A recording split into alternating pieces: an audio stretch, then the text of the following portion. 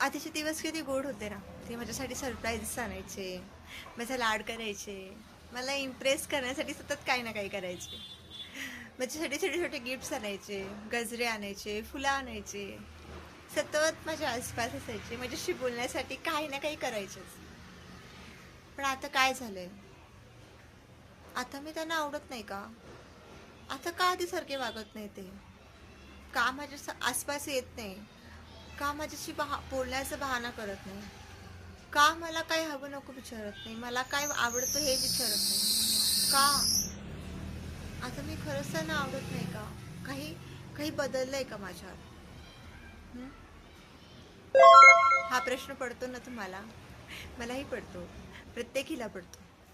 नमस्कार मैत्रिणींनो, मी प्रिया आणि मी पुन्हा एकदा आले तुमच्यासाठी तुमच्यातलंच काही घेऊन. मैत्रिणींनो, हा प्रश्न प्रत्येकीला पडतो.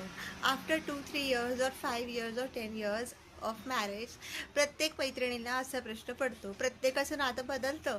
नवरा बायकोचं नातं जे लवीडवीच्या सुरुवातीला असतं ते नातं हळूहळू वेगळं व्हायला लागतं, संपत नाही.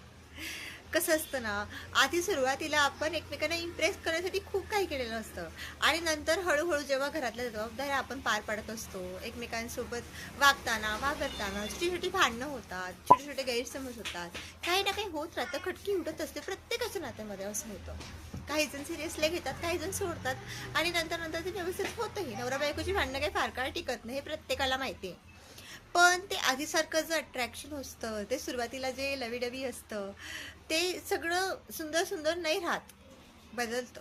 आफ्टर मुलं झाल्यावर, आफ्टर आपण बिईंग अ पॅरेंट, आपण कुठेतरी एकमेकांना वेळ कमी देतो. त्याचं कारण हे आहे, आपण ना पॅरेंट म्हणून जगायला लागतो, आपण नवरा बायको म्हणून जगणं सोडून देतो. मुलं झाल्यावरती आपण एक जबाबदारीचं नातं स्वीकारतो, पण आपलं जे एकमेकांसाठीचं जे नातं आहे त्या नात्याला कुठेतरी आपण लांब सोडून देतो आणि हळूहळू ते लांबच होत राहतं. म्हणून ते लांब जाण्याआधी पकडा. तुमच्या नवऱ्याला किंवा तुमच्या बायकोला आधीसारखंच प्रेम करा, आधीसारखा वेळ द्या, एकमेकांना काय हवंय काय नको हे आधीसारखं विचारा. हो, मान्य आहे, तुमच्यावर जबाबदाऱ्या वाढल्या आहेत, तुमची मुलं आहेत, सगळं मान्य आहे. पण शेवट तुम्हाला एकमेकांसोबत जायचं तर तुमच्या नात्यामध्ये गैरसमज वाढले तर काय होईल सांगा? मला एक गोष्ट सांगा, जर तुमचं नातं आधीसारखं सुंदर असेल तर ऑफिसमध्ये गेल्यावर सुद्धा तुमच्या बायकोची आठवण येईल की नाही तुम्हाला? तुमचं एकमेकांसोबतचा टाइम स्पेंड केलेला वेळ, तो सगळं काही आठवेल की नाही? एक स्माईल देऊन जाईल की नाही? आणि मैत्रिणींनो, जेव्हा जर तुमचा नवरा आधीसारखा वागतोय तर घरातल्या कामामध्ये पण तुम्हाला एक वेगळाच आनंद वाटेल की नाही? मग हा आनंद का गमवायचा बरं? मग करायचं काय हो? आधीसारखं नातं आपलं कसं होईल? आता तर खूप वर्ष झाली आमच्या लग्नाला. आधीसारखी हुरहुर राहिलेली नाही, आधीसारखं हसणं खेळणं राहिलेलं नाही, आधीसारखं फिरणं राहिलेलं नाहीये. का बदललंय सांगा ना? तर आपण एक प्रयत्न करूया. आपण काय करायचं? आताही नवऱ्याला काय हवंय नको आपण विचारतोच की, पण एक कर्तव्य म्हणून विचारतो. पण त्याच्यासाठी छोट्या छोट्या गोष्टी करायच्या, सरप्राईजेस आपण पण प्लॅन करायचे.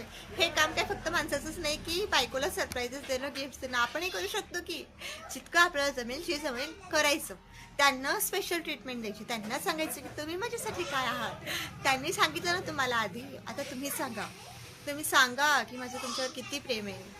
आपलं नातं आजसारखं आपण करायला हवं, समजावून सांगा, एकमेकांसोबत बोला ह्या गोष्टीवर की आपलं नातं आधीसारखं राहिलेलं नाही, आपण त्याच्यासाठी काही ना काही करायला हवं, एकमेकांसोबत बोलायला हवं. तुम्हीही नवऱ्यांनी घरातल्या जबाबदाऱ्या आहेत तुमच्यावर, माहिती आहे, पॅरेंट आहेत घरामध्ये, जॉईंट फॅमिली आहे, पण तुमची बायको तुमची प्रायोरिटी असायला हवी. बायकोला आधी प्रायोरिटी द्या, कारण ती तुमच्यासोबत शेवटपर्यंत राहणार आहे. तुमचं नातं वेगळं आहे, जगाच्या नात्यापेक्षा तुमचं नातं खूप वेगळं आहे, तुम्हालाही माहिती आहे ना. तुमची बायको माझीच आहे, कुठे जाते ती असं वाटून घेणं चुकीचं आहे. तुमची बायको जाऊ शकते, आजकालचा जमाना बघता बायको जाऊ शकते, नवराही जाऊ शकतो. त्याला जाऊ देऊ नका. तुमचं नातं कधीच कमजोर होऊ देऊ नका. कारण एखादा दोरा आहे, प्रत्येक वेळेस जर आपण त्याच्यावर घाव घालत राहिलो तर किंवा ओढत ताणत राहिलो तर ते कुठेतरी त्याचं डेन्सिटी जी असते ती कमी होते, पकडून ठेवण्याची, मग ते हळूहळू केसल्याने तुटून जातं. त्याचे थर घाला, त्याला प्रेमाने संगोपन करा. एक छोटंसं उदाहरण देऊ का गमतीशीर? आधी बघा, आधीच्या काळामध्ये ज्या बायका होत्या ना, जाड जाड मंगळसूत्र घालायचे, ते तुटतच नव्हते. आणि आता आपण बायका एकदम नाजूक घालतो. तसंच झालंय आपलं नातं. आधीचं नातं भक्कम असायचं, कारण त्यांना एक्सपेक्टेशन्स नव्हत्या एकमेकांपासून, ते फक्त त्यांचं कर्तव्य करायचे. पण आता आपल्यामध्ये एक्सपेक्टेशन्स वाढले की आपलं नातं इतकंच नाजूक ठरलेलं नवरा बायकोचं. म्हणून ते नाजूक नातंच भक्कम करायचे आपल्याला. आधी सारखंच त्याला प्रेमाने कव्हरिंग करत राहायचंय, प्रत्येक काही ना काही नवीन करायचंय, काही काही शोधा की आपलं नातं इंटरेस्टिंग कसं करता येईल. थोडे एकमेकांच्या छेडा काढा, एकमेकांसाठी सरप्राईज प्लॅन करा, एकमेकांसोबत टाइम स्पेंड करा, मुलं झोपल्यानंतर टाइम स्पेंड करा, मुलांव्यतिरिक्त एकमेकांना वेळ द्या, फॅमिली व्यतिरिक्त एकमेकांना वेळ द्या, एकमेकांसोबत फिरायला जा, छोट्याशा वॉकला जा, ज्याने तुमचं नातं परत रिफ्रेश होईल. जे तुम्ही आधी करायचे ते पुन्हा करा. पुन्हा एकदा बायकोसाठी प्लॅन करा, काही ना काही सरप्राईजेस प्लॅन करा. कधी कधी अधूनमधून गजरा आणायचा, कधी कधी एक छोटंसं गुलाबाचं फूल आणायचा. तुम्हीही बायकांनो, मुलींनो, आपल्या नवऱ्यासाठी छोट्या छोट्या गोष्टी प्लॅन करायचा, सरप्राईजेस प्लॅन करायचा, त्यांना आवडीच्या डिशेस अचानक बनवायचा, जे त्यांना आवडेल ते करायचं, ते त्यांना हवंय ते करायचं. याने कुठल्याच प्रकारचा कमीपणा नाही होत. इगो आपल्या नात्यामध्ये कधीच येऊ देऊ नका. मी का करू, त्याला करता येत नाही का, ही गोष्ट तुमच्या नात्यातून काढत. जर तुम्ही ही गोष्ट आणली ना तुमच्या नात्यामध्ये, तर तुमचं नातं खरंच कमजोर होईल. आणि हेच ते घाव आहेत, हेच गोष्ट आहे जी तुमचा हा धागा सतत हळूहळू कट करत नाही. इगो. मी का करू, त्याला माझ्या जवळ येता येत नाही का, त्याला माझ्याशी बोलता येत नाही का, त्याला माझ्यासाठी सरप्राईजेस प्लॅन करता येत नाही का, त्याला माझ्यासाठी हे करता येत नाही का, ते करता येत नाही का. त्यालाच गरज आहे का तुमची, हे नात्याची गरज फक्त त्यालाच आहे का, किंवा तिलाच आहे का. तुम्ही जर मिस्टर आहात, तुम्ही जर नवरा आहात, तुम्ही जर बायकोकडूनच एक्सपेक्टेशन करताय की तिनेच सगळं करायला पाहिजे, तिनेच माझ्यासाठी सगळंच करायला पाहिजे, मी का करू. तिचंच कर्तव्य नाही आहे, तुमचंही कर्तव्य आहे. दोघांनी सेम टाकलं ना तरच भरणार आहे हे प्रेमाचं तळं. दोघांनी पाणी ओतायचंय प्रेमाचं, तरच हा तळा भरणार आहे तुमचा. नाहीतर कधीही रिकामा होऊ शकतो, तो होल पडू शकतो आणि दुसऱ्या साईडने तो रिकामा होतोय.